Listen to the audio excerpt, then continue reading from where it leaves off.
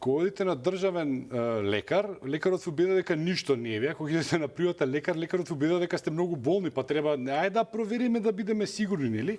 И како вие тука да се заштитите? Ја мислам дека тоа е невозможно. Ќе отидете на приватен лекар, ќе се прегледате, ќе платите големи пари, таму ќе ви кажат дека треба, не знам, скапа операција на срцето.